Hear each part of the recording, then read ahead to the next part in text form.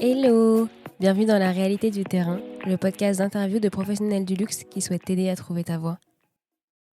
Voilà, ces personnages vont vous jouer l'histoire d'Antigone. Antigone, c'est la petite maigre qui est assise là-bas et qui ne dit rien. Attends, quoi? Mais elle raconte quoi votre pote là? Non, non! Vous n'êtes pas... Pardon, je me fais beaucoup rire. Non, donc vous n'êtes pas en train d'écouter l'audiobook de Antigone de Jean Anouilh, mais je souhaitais commencer en fait ainsi parce que c'est un livre qui m'a beaucoup marqué en cinquième et j'avoue je voulais y faire un clin d'œil. Parce que commencer un récit par un terme qui annonce la fin, c'est quand même incroyable. Mais on en reparle plus tard, passons.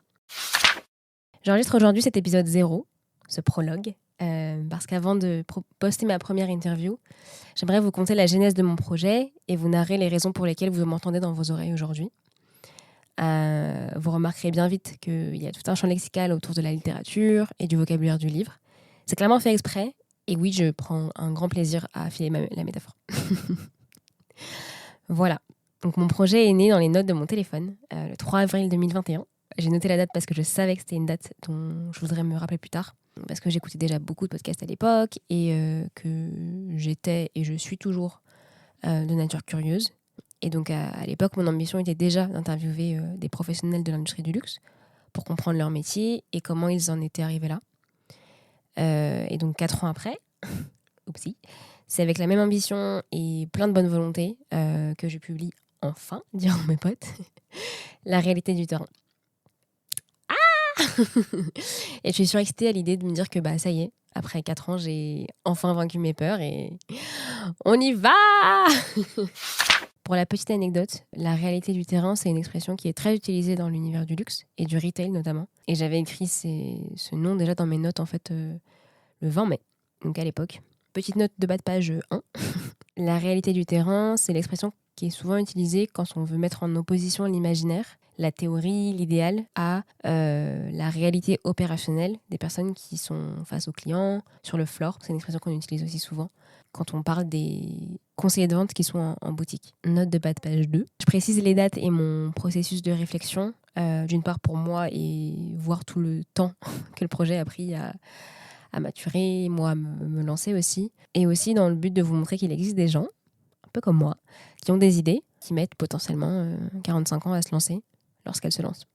En fait, je pars du constat que l'image qu'on a d'un métier et la réalité de celui-ci est souvent différente. Et j'ai la volonté de comprendre la réalité du métier, d'un collection merchandiser, d'un chef de produit ou encore d'un graphiste, outre que par des missions qui sont parfois super évasives dans leur fiche de poste. Et en parallèle, en fait, je souhaite aussi comprendre leur parcours, parce que, de un, que vous puissiez vous projeter ou pas dans le métier de la personne que je reçois. Et de l'autre côté, souvent, c'est des proches que j'invite, en tout cas dans les premiers épisodes, ça c'est sûr. Et je veux comprendre leur processus de réflexion et vraiment comprendre comment ils sont arrivés là, quoi. Vraiment, je me répète, voilà. J'ai aussi un hot take. Mais je suis pas chercheuse, psychologue ou sociologue finalement, donc voilà. Mais j'ai l'impression que les personnes les plus heureuses dans leur métier sont ceux dont le métier cache des cases, en gros, de leur personnalité. Je m'explique. Ça peut paraître bête ou un peu naïf, mais en gros, concrètement, je vais pas recommander à quelqu'un qui est un peu asocial, introverti, timide, de devenir conseiller de vente en boutique.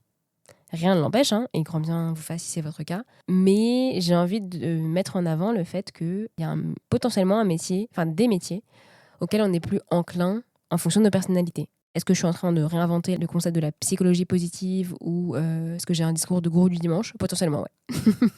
Note de bas de page, être introverti est différent d'être timide ou réservé. Merci. En tout cas, l'idée, c'est de pouvoir expliciter avec des missions concrètes ce que mes invités font de leur quotidien au travail. Et c'est déjà par pure curiosité, parce que c'est quelque chose que je faisais déjà de manière personnelle. Et j'ai d'ailleurs rencontré une personne qui est devenue une amie de cette manière. En fait, elle avait fait la même école de commerce que moi, et elle travaillait, oui, du coup, à l'époque, au sein d'une maison qui m'intéressait, et elle avait un poste de stagiaire en collection ou retail merchandising, je sais plus exactement. Marie-Charlotte, si tu passes par là, corrige-moi s'il te plaît. Et je l'avais contactée sur LinkedIn pour en savoir plus, et je me souviens qu'on avait passé 2 heures au téléphone afin qu'elle m'explique son quotidien et ses missions, et on avait vite dérivé sur d'autres sujets. Mais ça avait été super enrichissant, et ça m'a permis aussi de comprendre l'importance de ce métier-là, qui est en fait, au sein de la mode, le métier central. Aujourd'hui, elle travaille plus dans l'industrie du luxe et ça serait intéressant d'entendre potentiellement les raisons pour lesquelles elle a quitté ce monde. C'est peut-être une idée d'épisode futur. Dites-moi si c'est quelque chose qui pourrait vous intéresser. Et donc en faisant ces entretiens de manière plus ou moins régulière, je me suis dit que je ne devais pas être la seule à me poser autant de questions sur mon avenir, ma carrière, etc.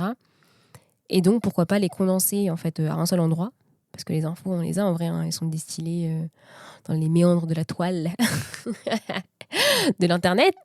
Mais bon, pour avoir accès à cette info-là, il faut soit savoir où chercher, soit la trouver. Bref, je m'égare, mais revenons à nos moutons, ou plutôt à nos chapitres. Wink wink. L'histoire du livre, tout ça, vous l'avez ou pas? Bon, Dina, t'es un peu lourde, ok. Mais... je viens de me rendre compte, mais je me suis archi pas présentée en fait. La dinguerie. Ça fait quasiment 10 minutes que je suis en train de débiter un monologue et je me suis pas présentée, quoi. J'ai même pas dit mon prénom. Je parle d'Antigone, de Johanouille, tout ça, mais pour dire que je m'appelle Dina, ça bégaye. Hein. Wow. Donc pour reprendre un peu de sérieux. Si je fais mon prologue ainsi, c'est aussi parce que le sujet, c'est pas moi. Enfin, ma personne, à mon sens, on s'en fout un peu, quoi. Mais bon, comme à l'heure des réseaux, on aime bien suivre les personnes pour ce qu'elles représentent, ce qu'elles font, bon, je vais me présenter. Ou plutôt, je vais répondre à ma propre question signature, que vous aurez l'occasion d'entendre du coup dans les épisodes de mon podcast. Donc oui, je vous spoil. La question signature du podcast est la suivante. Si on devait te découvrir par la 4e de couverture de ton livre ou d'un ouvrage, qu'est-ce qu'on y lirait ? L'Antigone de Sophocle, lu et relu et que je connaissais par cœur depuis toujours, a été un choc soudain pour moi pendant la guerre, le jour des petites affiches rouges. Je l'ai réécrite à ma façon, avec la résonance de la tragédie que nous étions alors en train de vivre. Enfin, j'arrête, mais je me trouve hilarante, désolée, mais... En vrai, j'ai pas envie de répondre maintenant à cette question. Je pense que je le ferai au fur et à mesure où j'aurai posté mes épisodes et qu'il y aura une audience qui aura potentiellement interagi ou découvert en tout cas ce podcast. J'aurais bien voulu répondre à cette question en vous présentant le podcast, mais en fait, pour le moment, il m'appartient encore. J'ai déjà tourné 2 épisodes à l'heure où je vous parle et je me dis qu'en soi, ça sera plus intéressant pour vous. De la même manière que dans mon interview, je finis par cette question-là, je pense qu'il sera intéressant de boucler la boucle et donc de répondre à cette question, que ce soit pour le podcast ou pour moi, à la fin de cette première saison. J'ai pas encore trop... C'est faux, j'ai énormément réfléchi, mais j'ai pas encore d'avis arrêté totalement sur le sujet de savoir si je fais une saison, 2 saisons, 3 saisons, si en tout cas il y aura des pauses, si potentiellement j'ai posté ces 2 premiers épisodes que j'ai tournés et après, en fait, il y aura plus rien. Là, le but, c'est vraiment de poster ces épisodes. On verra où l'avenir nous mène. Voilà. Pardon, la boucle est bouclée. Mais pour le moment, je vais un peu le vivre au fil de l'eau. Je ne veux pas vous promettre que je vais poster des épisodes toutes les semaines, toutes les 2 semaines, etc. Là, l'ambition est de poster 1 fois par mois un nouvel épisode. Surtout que les durées varient. Là où le premier épisode fait peut-être 45 minutes-ish. Le deuxième en fait 1h15, 1h20. J'ai pas finalisé encore le montage, donc c'est pour ça que je vous le dis. Pour revenir à ce que je disais un peu plus tôt sur la métaphore du livre et le champ lexical de la littérature finalement, il y a 2 raisons principales. La première étant que je lis énormément et je viens de m'acheter une liseuse, le meilleur investissement que j'ai pu faire. Side note. Je lis beaucoup et je pense que ça reflète aussi dans un sens le monde du luxe et du marketing en ce sens où on doit toujours raconter des histoires. Le storytelling est omniprésent, que ce soit dans le luxe mais même sur les réseaux. Le fait d'utiliser le champ lexical du livre et de la littérature comme un fil rouge m'ont aussi apparu comme une évidence parce que l'idée que je veux mettre en avant aussi derrière les métiers des personnes, c'est qu'il y a donc un individu qui, de fait, des questions que je peux poser et ou de son aisance à pouvoir aller et à se raconter de manière peut-être plus profonde que si on était vraiment resté en surface, on découvre du coup un individu comme si on lisait un livre.